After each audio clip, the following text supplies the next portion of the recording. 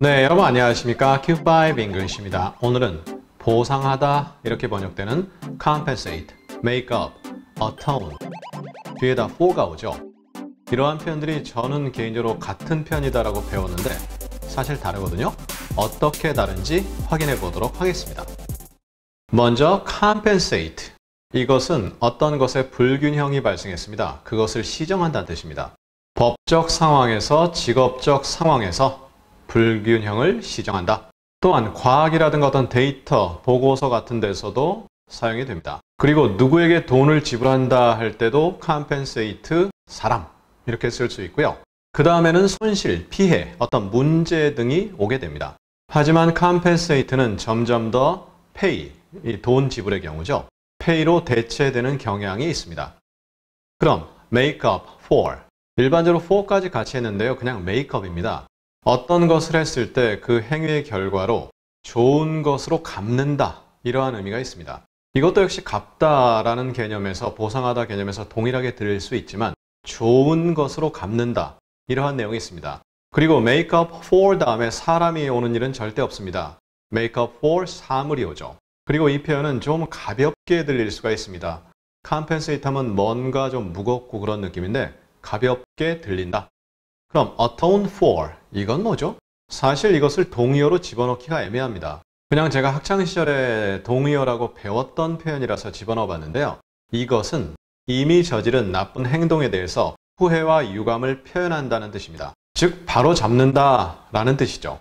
이러한 세 표현의 의미를 알아보았습니다. 그러면 이 세 표현의 의미를 좀 더 보강하기 위해서 예문을 나눠보도록 하겠습니다. I could compensate for my shattered dreams by helping them realize theirs.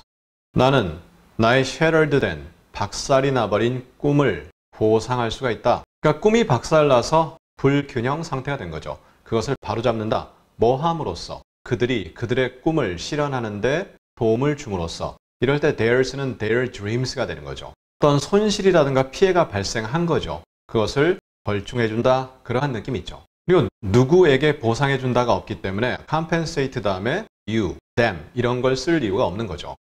We will compensate you for their deaths. We will make it up to you.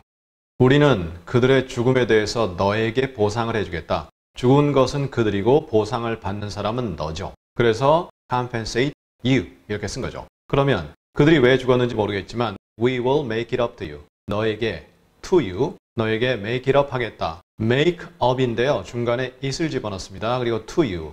이렇게 되면 한 명에게 보상한다는 뜻입니다. make up for 하면 몇 명에게 보상한다 그런 느낌 없습니다. 애초에 사람에게 뭘 한다라는 느낌. 물론 이제 문맥상에선 사람이 되겠지만 일반적으로 for 다음에 사람이 안 오는데 make it up to you 하면 이때 to 다음에 사람이 오기 때문에 그리고 그때는 반드시 단수가 오게 됩니다. 한 명에게. 그래서 그들의 죽음에 대해서 너에게 보상을 해주겠다. 우리말로 동일하죠. 영어로 조금의 느낌의 차이가 발생하죠. The company will compensate us for the expenses of travel. 회사는 우리에게 보상을 해주겠다 이거죠. 여행 경비에 대해서, 여행 비용에 대해서 확실히 돈이죠. 이럴 때는 그냥 pay를 써도 됩니다. 그런데 돈을 지불한다. 이 상황은 아무래도 먼저 여행을 가고 나중에 회사가 변제해주는 개념. 그런 개념으로 이해가 되죠. He is trying to make up for lost ground. 그는 잃어버린 땅을 보상하려고 노력하고 있다. make up for니까 좋은 것으로 바람직한 것으로 어떤 보상을 해준다. 그럼 lost ground가 뭐죠? 잃어버린 땅? 이것은 예를 들어서 어떤 수험생이 공부를 하고 있습니다. 그런데 갑자기 개인이 관련되지 않는 상황인데 자신이 공부를 며칠 못하게 됐어요. 그러니까 며칠 손해를 본 거죠. 그 손해에 대해서 나중에 he가 누군지 모르겠지만 그 사람이 너에게 보상해주겠다. 그 손해본 시간을 내가 점수 10점을 더해주겠다. 예를 들어 이런 식이 되면 그게 바로 보상이 되는 거죠. 뭐 예를 들어 100점 만점인데 10점이다. 엄청난 거죠. 그러니까 네가 본 손해라든가 손실 이렇게 표현할 수 있는 거죠. 문맥에 따라서는 다른 식으로도 표현이 되겠죠. 예를 들어 전투 상황이라면 진짜 땅을 잃어버린 게 될 수도 있는 거고요. I missed your birthday. I brought this wine to make up for it.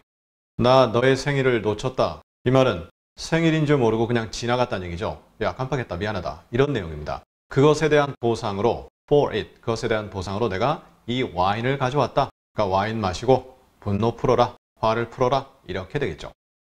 It was the only way to atone for his lack of faith. 그것은 유일한 방법이었다 이거죠. 그의 믿음의 부족을 보상하는, 그러니까 믿음의 부족을 그냥 보상하는 게 아니라 굉장히 슬퍼하고 후회하고 유감으로 생각하는 거죠. 나는 왜 이렇게 믿음이 없을까? 그러면서 그것을 보상, 벌충하는 유일한 방법이었다. 그것이 뭔지 모르겠죠. 그러니까 이런 경우 보니까 종교적인 그런 상황에서 쓰일 수가 있구나. 이렇게 확인해 보실 수 있죠.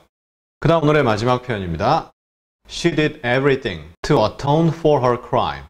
그 여자가 범죄를 저질렀네요. 그 범죄 저지른 것에 대해서 보상해 주기 위해서 모든 것을 다 했다. 그러니까 이럴 때는 후회가 되고 굉장히 유감이 된다는 느낌이 팍팍팍 들어가죠. 예를 들어서 자신이 가해를 한 사람들에게 가서 사죄하고 또 일도 해주고 그런다. 이러한 느낌이 들어가죠. 자, 이렇게 해서 오늘 compensate, make up, 그리고 atone 뒤에는 다 for가 오고요.